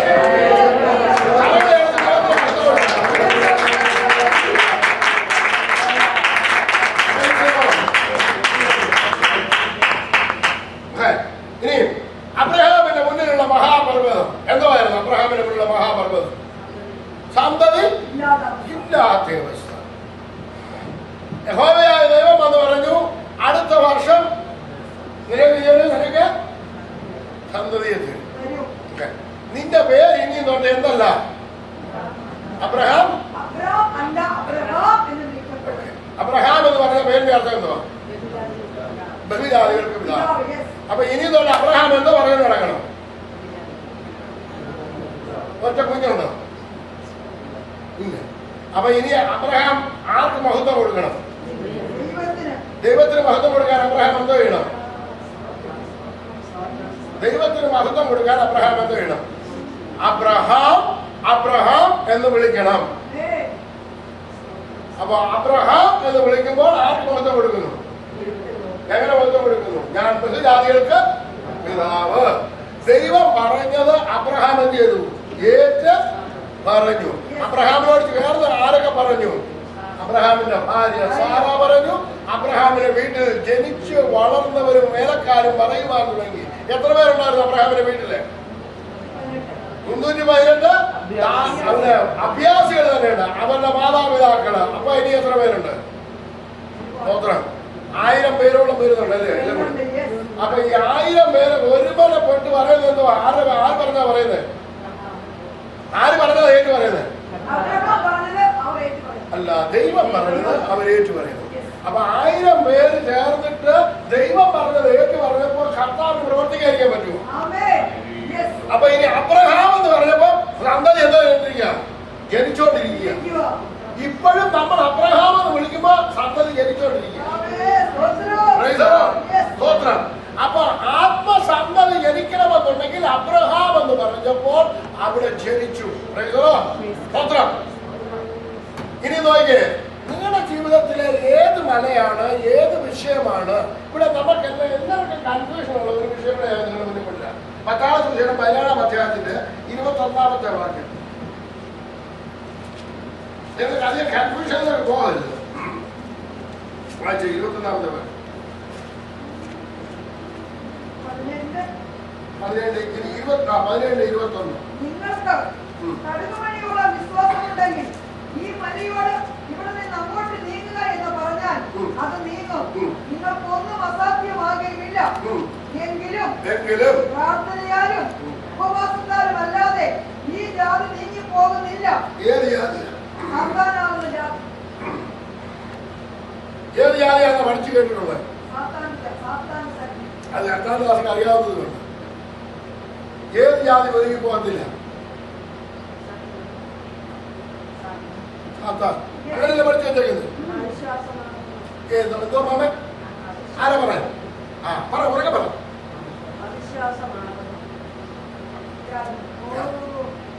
അപ്പൊ ഭൂതത്തെ പുറത്താക്കാൻ വേണ്ടിയാണ് നമ്മൾ സാധാരണഗതിയിൽ ഉപവസിക്കാൻ പറയുന്നത്. ഓക്കെ, ഈ ദേവദാസന് ഭൂതത്തെ പുറത്താക്കുന്ന ദേവദാസനാന്നിരിക്കട്ടെ. പറഞ്ഞു ഒരു മനുഷ്യൻ വന്നു, ഭൂതത്തെ പിടിച്ചോണ്ട് വന്നു. ഭൂതം വരുന്നു, ആ മനുഷ്യന് വരുന്നു, ഈ ദൈവദാസന് വരുന്നു. ഭൂതത്തെ കൊണ്ടല്ലേ പറഞ്ഞത്. അപ്പൊ പറഞ്ഞു, ഞാൻ 21 ദിവസം ഉപവസിച്ച് ഭൂതത്തെ പുറത്താക്കാമെന്ന് പറഞ്ഞു. അപ്പൊ അങ്ങനെ കർത്താവിന്റെ ദാസൻ ഇരുന്നു, ഭൂതം ഇരുന്നു. ഭൂതമേ, ഞാൻ നിങ്ങൾ 21 ദിവസം ഉപവസിക്കാൻ ഇറക്കാൻ പോവാം. ഭൂതം പറഞ്ഞു, ശരി, അത് ഇറക്കല്ലേ. അപ്പൊ ഇരുന്നു, ഉപവസിച്ചു.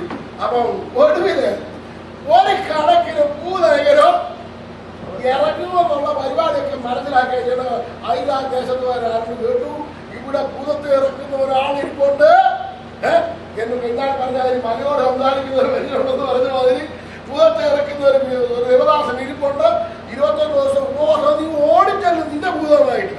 ആ പുള്ളി വേറെ ഭൂതമായിട്ട് കൊണ്ടെന്ന് പറഞ്ഞ് 40 ദിവസം ദേവദാസനെ ഞാൻ ഉപവസിക്കുന്ന വേറെ, ഭൂതം ഉപവസിക്കുന്ന വേറെ, കർത്താവിന്റെ ദാസന് 40 ദിവസം ഉപവസിക്കേ പറ്റത്തുള്ളൂ. അപ്പൊ ഇനി ഈ ഭൂതം ഇറങ്ങിപ്പോയെന്ന് പറയാൻ ഇനി കർത്താവിന്റെ എത്ര ദിവസം കൊണ്ടിരിക്കണം?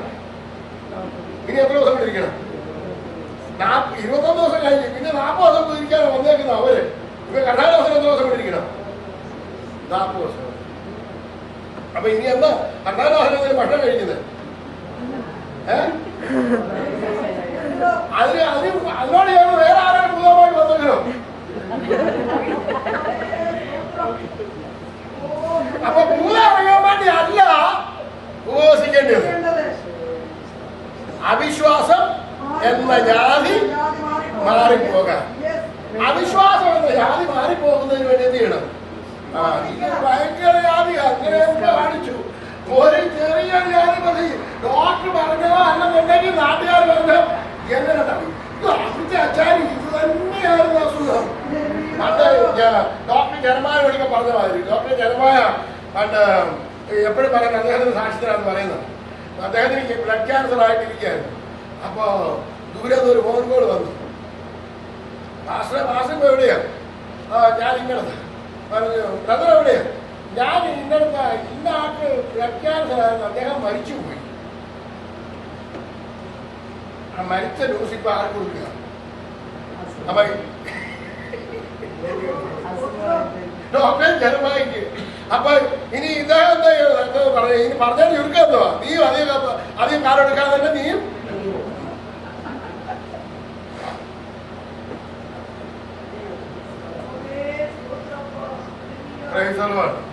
ഇന്നും അദ്ദേഹം ശേഷിപ്പിക്കുന്നില്ലേ? എന്താണെന്നറിയാം, അദ്ദേഹം അത് ഏറ്റെടുത്തില്ല. അതേമാതിരി ഒരുപാട് പേര് നമ്മളെ സ്നേഹിക്കുന്നവരുണ്ട്. ഇതേമാതിരി സ്നേഹിക്കുന്നവർ ഒരുപാട് പേര് ഉണ്ട്. വളരെ സൂക്ഷിച്ചോണം. പറയുന്ന വാക്കുകള് നിങ്ങളെ കഥ പറഞ്ഞു നിങ്ങൾ കേൾക്കുന്നത് എന്ത് എന്ന് സൂക്ഷിച്ചു കൊള്ളുകയും നിങ്ങൾ അളക്കുന്ന അളവിനാൽ നിങ്ങൾക്ക് വളർന്ന് കിട്ടും. നിങ്ങൾ പറയുന്നത് മാത്രമല്ല നിങ്ങൾ കേൾക്കുന്നത് എന്ത് എന്ന് സൂക്ഷിച്ചു കൊള്ളുകയും നിങ്ങൾ അളക്കുന്ന അളവിനാൽ നിങ്ങൾക്ക് അളന്ന് കിട്ടും. കേൾക്കുമ്പോൾ തന്നെ ഒരു അളവെടുക്കും. എന്താണ് ഡോക്ടർ പറഞ്ഞു ഇന്നതാണ്, അപ്പൊ തന്നെ അളന്ന് കുറിക്കും. ഇത്രാം തീയതി ഇന്ന സമയത്തൊക്കെ എന്ത് ചെയ്യും? തീർന്നു പോകുന്നത്. നേരത്തെ മർക്കോസിന്റെ സുവിശേഷം അങ്ങനെ തന്നെ ആവും. മർക്കോസിന്റെ സുവിശേഷം 6-ാം അധ്യായം 24-ാമത്തെ വാക്യം 23-24 യേശുവിനെ പറഞ്ഞത്. കേൾപ്പാൻ ചെവിയുള്ളവൻ കേൾക്കട്ടെ. നിങ്ങൾ കേൾക്കുന്നത് എന്ത് എന്ന് സൂക്ഷിച്ചുകൊള്ളുവിൻ. നിങ്ങൾ അളക്കുന്ന അളവ് കൊണ്ട് നിങ്ങൾക്കും അളന്ന് കിട്ടും, അധികമായി കിട്ടും. അപ്പൊ കേൾക്കുമ്പോ തന്നെ നമ്മളൊരു കാൽക്കുലേഷൻ ചെയ്യും. എന്തായാലും കേട്ട് കഴിഞ്ഞാൽ ഉടനെ നമ്മളെന്ത് ചെയ്യും? ഇന്നതുപോലൊക്കെ സംഭവിക്കുന്നത് നമുക്ക് ഒരു കണക്കൂടലുണ്ട്. അപ്പൊ ആ അളക്കുന്നതനുസരിച്ച് നമുക്ക് എന്ത് ചെയ്ത് തന്നിരിക്കും? അപ്പൊ നമ്മൾ കേൾക്കുന്നത് എന്ത് ചെയ്യണം? സൂക്ഷിച്ചോണം. പറയുന്നത് സൂക്ഷിക്കണം, കേൾക്കുന്നത് ഇനി പറയുന്നത് സൂക്ഷിക്കണോ വേണ്ട എന്നുള്ളത് നോക്കാൻ പോകണം. സംഖ്യാപുസ്തകം 16-ാം അധ്യായം 22-ാമത്തെ വാക്യം.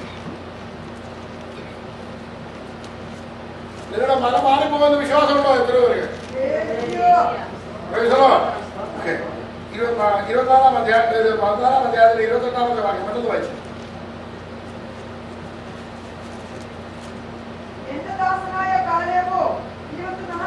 അല്ല, 14-ാം അധ്യായത്തിന്റെ 28-ാമത്തെ വാക്യം.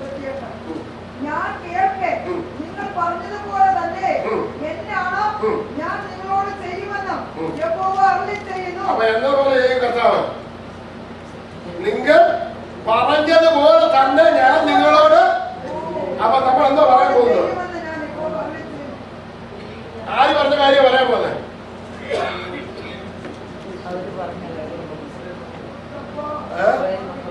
പറഞ്ഞു ഞാൻ കേൾക്കെ നിങ്ങൾ പറഞ്ഞതുപോലെ തന്നെ ഞാൻ നിങ്ങളോട് ചെയ്യും എന്ന് പറഞ്ഞു കഴിഞ്ഞാൽ ആര് പറഞ്ഞ പോലെ ചെയ്യും? യേശു യഹോവയായ ദൈവം പറഞ്ഞ ഇസ്രായേലിനെ പറഞ്ഞതുപോലെ. അപ്പൊ നമ്മളിപ്പോ എന്ത് പറഞ്ഞ പോലെ തന്നെ ചെയ്യും. അപ്പൊ നമ്മൾ പറഞ്ഞതുപോലെ തന്നെ ആര് ചെയ്യും? ഇസ്രായേലിന് പറഞ്ഞു കർത്താവ്. ഇപ്പൊ വായിച്ച വേദഭാഗത്ത് ഒന്ന് വായിച്ചു. മർക്കോസ് 11:23. മർക്കോസ് 11:23.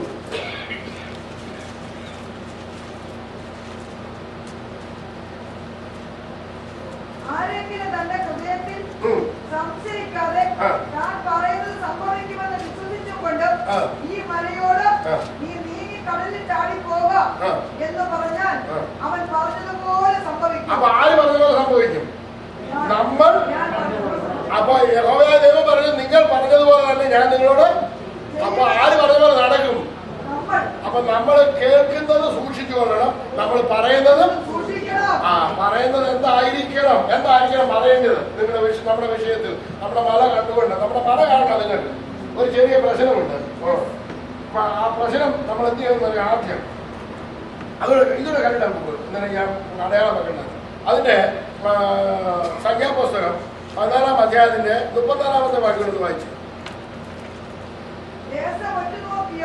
40 ദിവസത്തിന്റെ എണ്ണത്തിനൊത്തവണ്ണം ഒരു ദിവസത്തിന് 1 സംവത്സരം വീതം 40 സംവത്സരം നിങ്ങൾ നിങ്ങളുടെ അകൃത്യങ്ങൾ വഹിച്ച് എന്റെ അകൽച്ച അറിയും. അപ്പൊ ഒരു ദിവസം നമ്മൾ പറഞ്ഞു കഴിഞ്ഞാൽ എത്ര നാളത്തേക്ക് മാറി നിൽക്കും? 1 വർഷം. അപ്പം 40 വർഷം നയിക്കാൻ നമുക്ക് സമയമുണ്ടോ?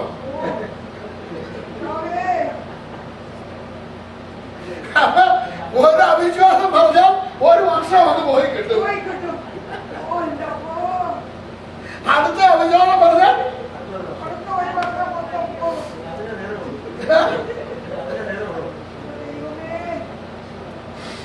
വളരെ സൂക്ഷിച്ചോളൂ മക്കളെ. അപ്പൊ അവിശ്വാസത്തിന്റെ വാക്കെന്ത് ചെയ്തത്? എന്താ പറഞ്ഞു? ഹൃദയം നിറഞ്ഞിരിക്കുന്നതെന്നല്ലോ.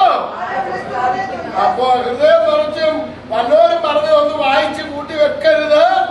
നിങ്ങൾ തിരുവചനം സൂക്ഷിച്ചു വെക്കണം ഇതിനകത്തില്.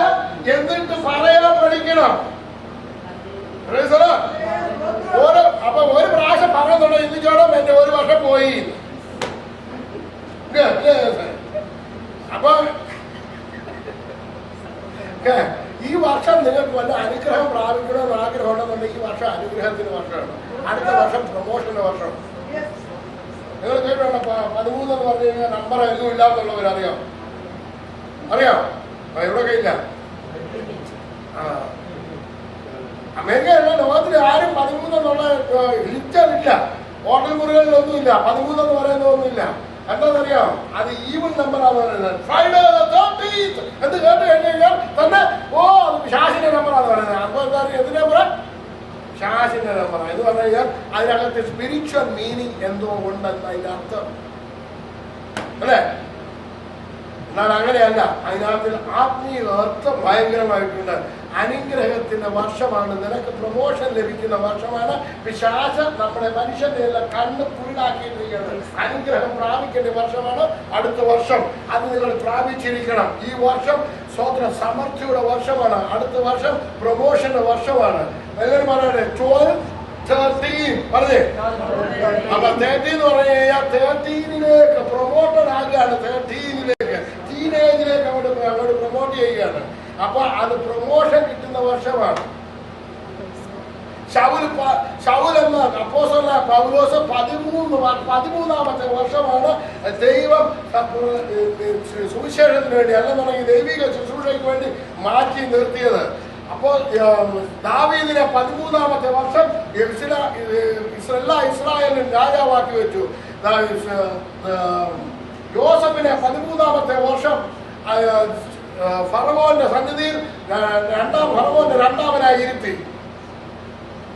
ഈ പ്രൊമോട്ട് കാരാഗ്രഹത്തിൽ നിന്നും പാലസിലേക്ക് മാറ്റപ്പെട്ടു. 13ാമത്തെ വർഷം. എത്രാമത്തെ വർഷം പ്രൊമോഷൻ കിട്ടിയത്? 30 വയസ്സായപ്പോൾ. അപ്പൊ എത്രാമത്തെ വർഷം അഭിഷേകം ചെയ്തായിരുന്നു? സ്വപ്നം കൊടുത്തായിരുന്നു 17. അപ്പൊ 17, 30 കൂടെ എത്ര വർഷമാണ്? ഓക്കെ. ദാവീദിനെ രാജാവാക്കിയത് എത്രാമത്തെ വർഷമാണ്? 30ാമത്തെ വർഷം. 17ാമത്തെ വർഷം അഭിഷേകം ചെയ്തു. 13 എന്ന് പറഞ്ഞാൽ പ്രൊമോഷന്റെ വർഷമാണ്. അതുകൊണ്ട് ദൈവമക്കളെ അടുത്ത വർഷം നിങ്ങൾ പ്രൊമോഷൻ പ്രതീക്ഷിച്ചോണം.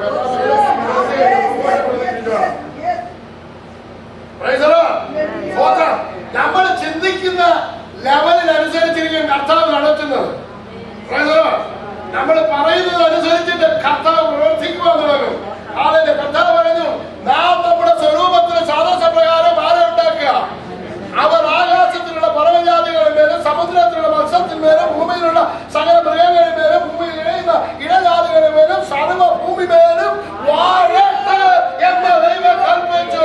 സകലത്തിന്മേലും വാഴുവാൻ അധികാരം കൊടുത്തു എന്ന് പറയുന്നത്. സകലത്തിന്മേലും വാഴുവാൻ അധികാരം.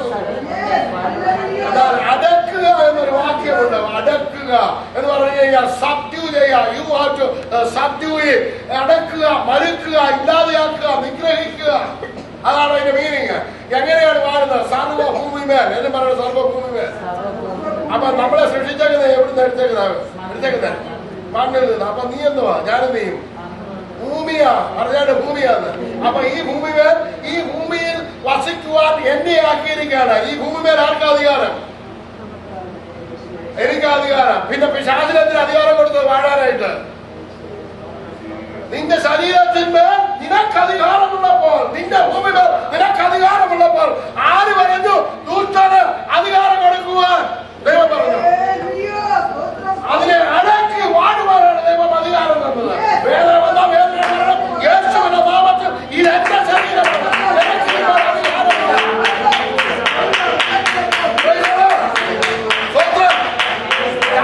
വേദന വന്ന പറയണം, വേദനയാണ് യേശുവിന്റെ നാമത്തിൽ വീട്ടുക.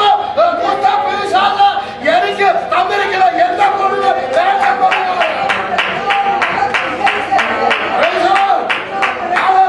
നിന്റെ കുഞ്ഞിന്മാരെ അധികാരം നടത്തിക്കൊണ്ട് ദുഃഖിക്കുന്നത് ഇത് എന്റെ സന്താനമാണ്. ഇതിന്റെ നിരക്കുന്ന അധികാരം, ഈ ചർച്ച നിരക്കുന്ന അധികാരം നിരക്കിവിടെ അധികാരമില്ല. യേശുവിന്റെ നാമത്തിൽ നീതിമാന്മാർ ഞാൻ നിന്നോട് കൽപ്പിക്കുന്നു. ദൈവമക്കളെ, നമുക്ക് തന്നിരിക്കുന്ന പവർ ഉന്നതമായിട്ടുള്ള പവറാണ് തന്നിരിക്കുന്നത്. നമ്മളിൽ വ്യാപരിക്കുന്ന അത്യന്ത ശക്തി നമ്മളൊന്ന് അറിഞ്ഞിരുന്നെങ്കിൽ അപ്പോസ്തലൻ പൗലോസ് പറയുന്നത് മരിച്ചവരെ ഉയർപ്പിക്കുന്ന ശക്തിയാണ്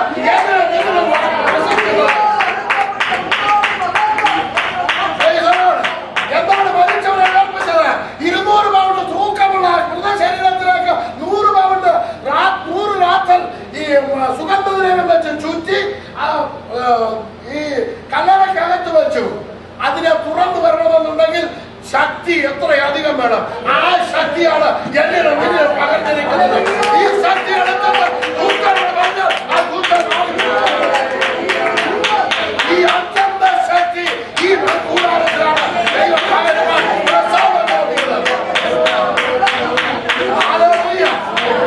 അതുകൊണ്ട് നിന്റെ മുന്നിലുള്ള പറയാണ് പറയണം, യേശുവിന്റെ നാമത്തിൽ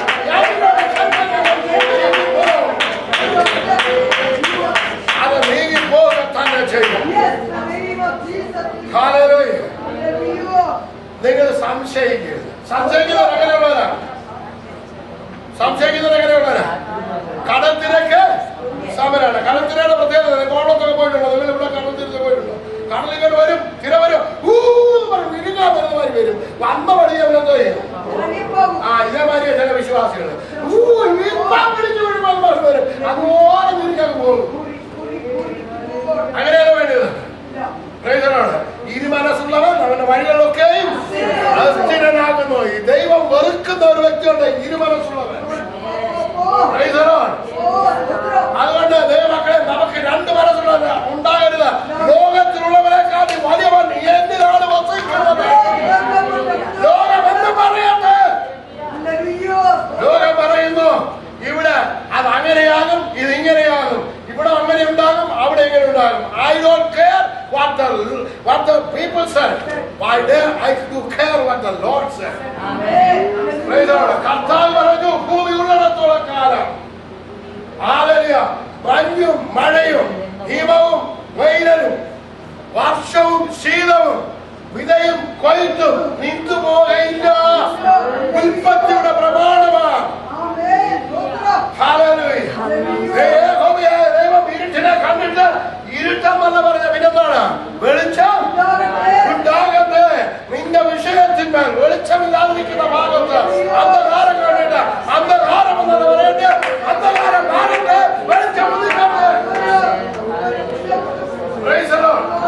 നിനക്ക് വഴിമാറിത്തരത്തില്ല പറയണം, യേശുവിന്റെ നാമത്തിൽ ഞാൻ വരുന്നു. വഴിമാറിത്ത യേശുവിന്റെ നാമത്തിൽ. നിങ്ങൾ പറഞ്ഞു നോക്ക്, നിങ്ങൾ പ്രാക്ടീസ് ചെയ്ത് നോക്ക്. നിങ്ങൾക്ക് പറ്റിയിട്ടില്ലെന്നുണ്ടെങ്കിൽ എന്നെ വിളിച്ചാൽ മതി, ഞാൻ പറഞ്ഞേക്കണേ. ഇത് കർത്താവ് പറഞ്ഞത് ഗ്യാരണ്ടീഡാണ്. 100% നടക്കും. വെറുതെ ഒരു പ്രസംഗം കേൾക്കുകയല്ല. You need to practise. അത് നിങ്ങൾ ചെയ്യണം. നിങ്ങളുടെ ഏത് വിഷയമാണ്, രോഗമാണോ, ദുഃഖമാണോ, സങ്കടമാണോ, പ്രൈസറോട് ഏത് വിഷയമാണ്, ഇന്ന് രാത്രിക്കാലം പ്രാർത്ഥിക്കാനായിട്ട് സമയം എടുക്കാൻ പോവുകയാണ്. പ്രൈസറോട് എന്റെ ടൈം ഞാനിവിടെ അവസാനിപ്പിക്കുകയാണ്. പ്രൈസറോ കഴിഞ്ഞ ദിവസങ്ങളില് ഞാൻ പണ്ട് 2009 പഠിപ്പിച്ച ഒരു ചില പ്രസംഗങ്ങളുണ്ട്. സ്വത്രം എങ്ങനെയാണെന്നറിയാമോ? വിശ്വാസം കേൾവിയാലുള്ള വിശ്വാസം, മേൽക്കൂര പൊളിക്കുന്ന വിശ്വാസം, സ്വസ്ഥതയിൽ പ്രവേശിക്കുന്ന വിശ്വാസം, യേശുവിനെ അനുഗമിക്കുന്ന വിശ്വാസം, പിന്നെ മഹത്വം കാണുന്ന വിശ്വാസം, രക്ഷിക്കുന്ന വിശ്വാസം, താൻ പറയുന്നത് സംഭവിക്കും എന്ന് പറയുന്ന വിശ്വാസം. വിശ്വാസം നമ്മൾ പ്രാക്ടീസ് ചെയ്യണം. സ്വസ്ഥതയിൽ പ്രവേശിക്കാൻ പഠിക്കണം. നമ്മൾ ക്രിസ്തുവിനെ അനുഗമിക്കുന്നവരാണ്. ക്രിസ്തു ചെയ്തതുപോലെ ചെയ്യാൻ പഠിക്കണം. കർത്താവ് പറഞ്ഞു, എന്നിൽ വിശ്വസിക്കുന്നവൻ ഞാൻ ചെയ്തതിലും അധികം ഞാൻ പിതാവിന്റെ അടുക്കൽ 12-ാമത്തെ വാക്യം അവസാനിപ്പിക്കും. പ്രാർത്ഥന ആവശ്യമുള്ളവര് അവർക്ക് വേണ്ടി പ്രാർത്ഥിക്കാം. ആരെങ്കിലും രോഗികളായി ഇവിടെ കടന്നു വന്നിട്ടുണ്ടെങ്കിൽ രോഗസൗഖ്യത്തോടെ കടന്നു പോകുമെന്ന് വിശ്വാസമുള്ളവർ അവർക്ക് എഴുന്നേക്കാം. എല്ലാവർക്കും എഴുന്നേക്കാം. ആ വാക്യം വായിച്ചിട്ട് എഴുന്നേക്കാം. 14:12 ഞാൻ ചെയ്യുന്ന പ്രവൃത്തി എന്നിൽ വിശ്വസിക്കുന്നവരും ചെയ്യും. ഞാൻ പിതാവിന്റെ അടുക്കൽ പോകുന്നത് കൊണ്ട് അതിൽ വലിയതും. അപ്പൊ നമ്മൾ ആ യേശുവിൽ വിശ്വസിക്കുന്നവരാണോ അല്ലയോ? ആണെന്നുണ്ടെങ്കിൽ യേശു ചെയ്ത പ്രവൃത്തി ചെയ്യണം. അതിലധികവും ചെയ്യും. നമ്മൾ ആരെ കൊണ്ട് ജയിപ്പിക്കുന്നവരായിട്ട് മാറരുത്. കർത്താവിനെ കൊണ്ട് എല്ലാവരും കർത്താവിനെ കൊണ്ട് ജയിപ്പിക്കാൻ ഇഷ്ടം പോലെ ആൾക്കാരുണ്ട്. കർത്താവിന് ജോലി കൊടുക്കാൻ ഇഷ്ടം പോലെ ആൾക്കാരെ ഇവിടെ ആക്കി വെച്ചിരിക്കുന്നത് തോന്നുന്നു. ഇവരെല്ലാം പറഞ്ഞു, ഞാൻ കർത്താവിന് ജോലി കൊടുക്കാനാണ് ഇവരെല്ലാം കർത്താവ് ഇവിടെ അപ്പോയിന്റ് ചെയ്ത് വെച്ചേക്കുന്നത്. കർത്താവ് ജോലി ഇല്ലാതെ വേറെ മാറിയിരിക്കുക. ഇനി കർത്താവ് ജോലി ചെയ്തിട്ട് ഞങ്ങൾ ഇവിടെ കർത്താവിനോട് ഓർഡർ കൊടുക്കാതെ പറഞ്ഞിരിക്കുക. അതല്ല, കർത്താവ് ചെയ്ത പ്രവൃത്തി നിങ്ങൾ ചെയ്യും, അതിലധികവും ചെയ്യും. അതിനായിട്ടാണ് നമ്മളെ വിളിച്ചിരിക്കുന്നത്. നമുക്ക് എല്ലാവർക്കും എഴുന്നേക്കാം. രോഗികളായിട്ട് ആരെങ്കിലും ഉണ്ട്, ഇപ്പൊ എനിക്ക് സൗഖ്യം പ്രാപിക്കാൻ കഴിയും, ഞാനിപ്പോ സൗഖ്യത്തോടെ കടന്നു പോകും എന്ന് ആഗ്രഹിക്കുന്ന ആരെങ്കിലും ഉണ്ടെന്ന് മുന്നോട്ട് കിടന്നത് ഞാൻ അവർക്ക് വേണ്ടി പ്രാർത്ഥിക്കാൻ പോകുന്നത്. ഇത്രത്തോളം എന്നെ കൊണ്ടുവന്നേവാൻ